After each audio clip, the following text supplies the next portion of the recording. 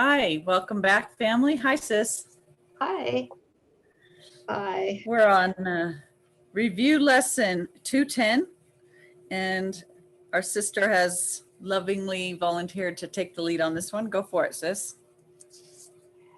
Yeah, another one of my favorite lessons. Yeah. So 210 is I am not a body, I am free, for I am still as God created me. So I haven't gone anywhere, have I? No. And you haven't either. No. Okay. Regardless of great temptations to perceive that something is wrong, like the ego is always trying to what's the word, seduce us into believing something is wrong. Through our physical senses. Yeah. Mm-hmm. For I am still as God created me, which is perfectly innocent. And that's it. Yeah. The review lesson for today is 190. I choose the joy of God instead of pain. Pain is my own idea. Can we just sit with this for a second? Yes. Yes.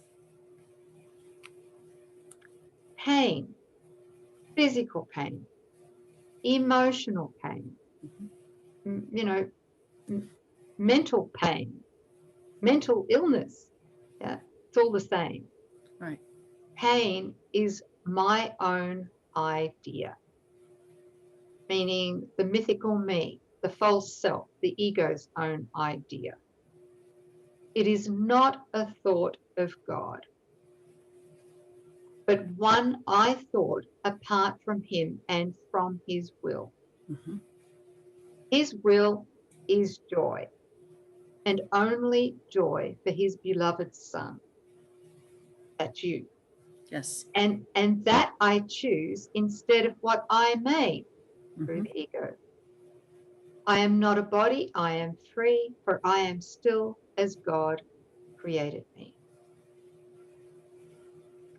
Yeah. So let's just look at this idea of the review lesson. I choose the joy of God instead of pain, because we did mention this before in lesson 190. But if you're like me, when I first read this, if you've just begun, you would have forgotten it already. Yeah, that's why we need so much repetition with these lessons. Recall that the ego's fundamental wish is to be unfairly treated. That's the core of its wish, is to be unfairly treated. So it continues to project the illusion that we're separate, that we're vulnerable, and that we can be easily attacked. Okay? So I've got a couple of points here, sis, that I would like for us to flesh out so Sure. they stick, if we could. So, that the desire to be unfairly treated is so deeply unconscious until we begin to undo the sense of mythical me and the gap in the gap diagram, right? So, that's our attraction to guilt right there. And what we tend to do is we escalate this unconscious guilt and the desire to be unfairly treated as a consequence by trying to problem solve without Holy Spirit. That's a big one. And when you think about it, we're mentally trying to do that, if like in an hour, maybe a few times in an hour. Sis, would you say that? Yes. Yeah, okay. And then interspersed with those thoughts of trying to problem solve apart from Holy Spirit, we're planning how to complete mythical me, or how to seek pleasure, our own personal self-gratification, apart from God, apart from spirit, and we're secretly planning it. How much of the day are thoughts, passing through, not even passing through, because they're like Velcro. We stick and we go, yes, I like that thought, right? Okay. And in all of this, which is problem solving without spirit and seeking pleasure apart from Holy Spirit, we mistake this for joy. We really do, right? Yet the truth is that pain and pleasure are the same. And, through the ego, they are the same. And the reason they're the same is because they serve the exact same purpose through the ego, which is to try to prove to us that we are the body. That's it. Right?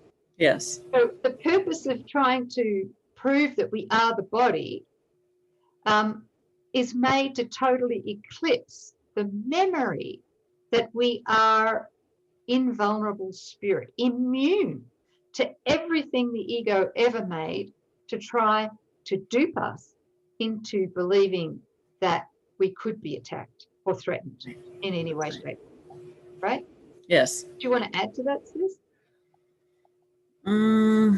No, you beautifully stated that. And I was thinking more in terms of, physical pain as being the key primary witness to the lie that we are the body. It's the greatest advocate for this belief that I am not the Christ. I am a mortal in a body, and that the body can attack me unbeknownst to myself. So that's the thing. It's like, oh, I'm hurting, and I wonder what caused that. We're never being radically honest. And right here in, if I may, paragraph 5 and 6 in this lesson of 190, he says, it is your thoughts alone that cause you pain. Nothing external to your mind can hurt or injure you in any way. There is no cause beyond yourself that can reach down and bring oppression. No one but yourself affects you. There's nothing in the world which has the power to make you ill or sad or weak or frail. But it is you who have the power to dominate all things you see by merely recognizing what you are. As you perceive the harmlessness in them, they will accept your holy will as theirs. And what was seen as fearful now becomes a source of innocence and holiness. My brother, think of this a while. The world you see does nothing. It has no effects at all. It merely represents your thoughts, and it will change entirely as you elect to change your mind and choose the joy of God as what you really want. Your holy self is radiant in this holy joy, unchanged, unchanging, and unchangeable forever and forever.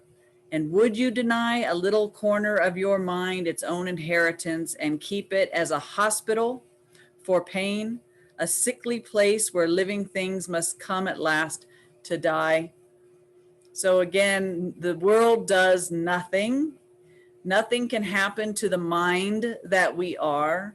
But this election to not know yourself as you are and to mistakenly accept your identity as mythical me, as housed within a body under laws that you have no control over, where pain and sickness can come up and snatch your joy and your peace away, at some random moment.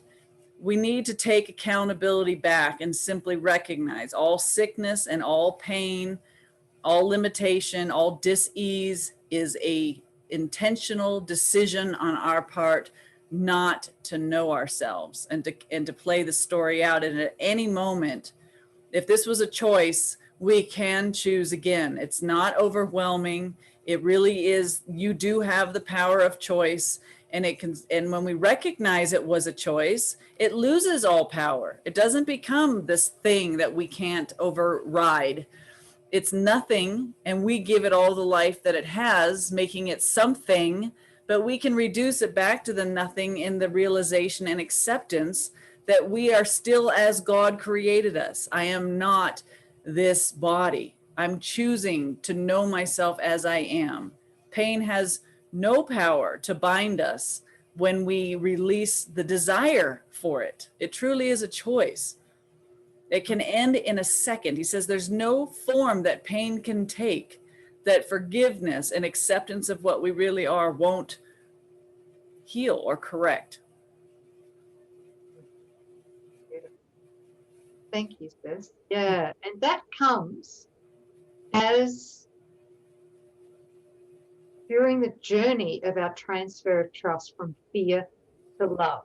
Because while we still believe we are mythical me, and we still believe in the past, the past caused the now, Yes, that we're victims of the past, that we are a body.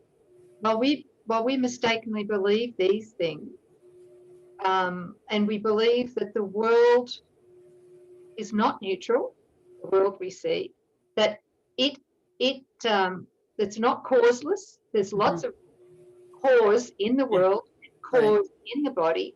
It's left its source, our mind, and can come and attack us. Well, while all of that's happening, we're believing in fear. That's it. Because we believe we're still guilty and deserving of punishment. Right. So that whole thing you just described, this whole gap is predicated on fear. Everything that's in it. Yeah. So, there's a transfer of trust that occurs. That's the only reason we have time. Yes, that's the only right use of time. Right use of time. Yeah. And so as our trust increases, that's when we're going to have the felt experience and knowing of our holy self. And the holy self, which is the spirit of what we are, the only truth of what we are, is going to begin to eclipse the idea of mythical me. Right. And in that experience, then, we're going to participate a lot more boldly when the ego tries to tempt us with pain in any form, to declare what we are. We are the holy self, the Christ. We are not the body, right? And that comes with an increase of love, which also includes an increase of trust. Right. Yeah. So we will continue to make choices for sickness and pain and victimization while we still think that the gap has something of value. But that transfer of trust comes when we have that contrast, when we experience something better, right? That no longer has, the gap no longer has an attraction for us. And it's also a good reminder, recall, the body is not actual. There is no physical matter-based body. The body is an image in your mind. The body that you think you are is actually an image in your mind. It's the other way around. So it's neutral, it's there, and you use it according to which program you've got governing it. Is it the ego, and are you using the body for separation and attack? Well, then it suffers and dies. Are you allowing the divine mind, Holy Spirit, to govern the body? Well, then it's used as a communication device for holiness and true union until its function is complete. Death never enters the picture. Right. So again, that is why pain is nothing. It's a choice because you've placed the body under the ego, which says this body is it houses you, and it's weak and it's vulnerable, and it can be attacked through pain and illness at any random moment, and you will suffer until you die. That's its laws, but that's not actual. That's just illusion. So you can withdraw, and you can allow the body to serve God's will, not the ego.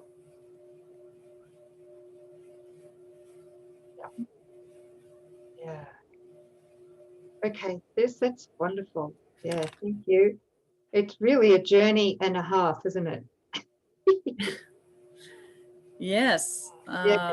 What I'm noticing is in the early stages of our development of trust, we really believe, our conviction lies in believing that the body is real Mhm. and that the world is real, Mhm. and that they're being done to us, not by us, right? That's right. Yes. Yeah. So it's kind of a little difficult to take these teachings in when we already are filled to the brim with mistaken beliefs like that, right? Okay. So it is a process. That's all I'm saying. Yeah. And it is a choice. You know, he says, heaven is a decision I must make. Since this was a choice, we have to choose again. Holy Spirit will not just come in and overturn or trespass on the choice we made in our mind. It waits on our invitation. That would be the only seeming power that we have here in the dream. And he says here, lay down your arms and come without defense into the quiet place where heaven's peace holds all things still at last. Lay down all thoughts of danger and of fear. Let no attack enter with you. Lay down the cruel sword of judgment that you hold against your throat, and put aside the withering assaults with which you seek to hide your holiness. Here you will understand there is no pain. Here does the joy of God belong to you. This is the day when it is given you to realize the lesson which contains all of salvation's power. It is this: pain is illusion, joy, reality. Pain is but sleep. Joy is awakening. Pain is deception. Joy alone is truth. And so again, we make the only choice that ever can be made. We choose between illusions and the truth, or pain and joy, or hell and heaven. Let our gratitude unto our teacher fill our hearts, as we are free to choose our joy instead of pain, our holiness in place of sin, the peace of God instead of conflict, and the light of heaven over the darkness of the world. There is a reason for great gratitude, that we really are still as God created us. We'd never actually touched reality. This was a choice for madness, temporary, and that we can choose again, that our perfection, our holiness, and our home has been held perfectly in trust for us for our choosing to come home. Thank God we didn't pull off what we thought we did. That's true. And there are no degrees of that either, Right. right? Because the ego says there are. Mm-hmm. In any holy instant, we could accept his grace, his healing. Yes. It's already done. Mm-hmm. And it's over. That's right. Thank you. It is done. He has overcome the world. The world is not. Only a wish to prolong something that was overturned long ago in a split second. Why? Why did we think this was a good idea, sis? Yeah. What was that about? Tiny mad idea. I lost my mind for a second. Anyway, Just for a second, split second, right? one split second. You know, I remember that dream where I heard Jesus' voice very, very clearly saying to me, and it was just recently, awareness of dreaming is your soul function, your real function.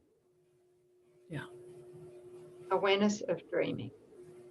Because then there's nothing else to do but to choose to awaken. You don't have to go into it. You don't have to understand it. You don't have to fight it. You don't have to strive to be something. It's just the choice that this, I don't want this anymore. He says one person that says, I don't have any use for this anymore. It will leave you.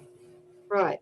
So this is from my own experience, and I'm seeing it very clearly lately, which is great, is I've used physical pain and emotional pain, right?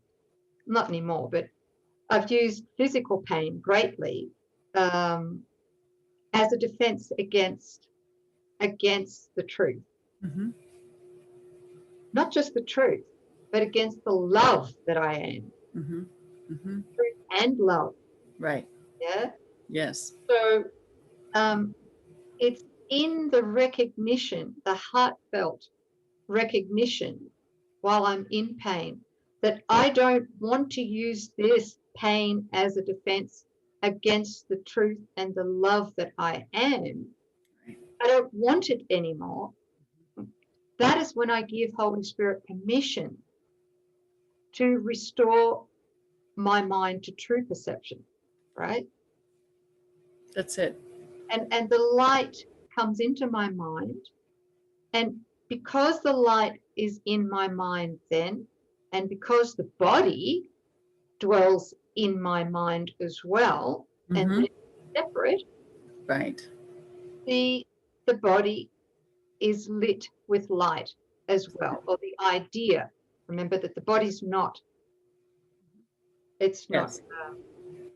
not. A mind that is healed by the influx of light. Healing is the removal of fear. So when the light dawns in the mind is healed, and that mind cannot project sickness, which is fear. There's no fear left to project outward. So it only looks upon itself: loveliness, wholeness, harmony, peace, abundance, perfection.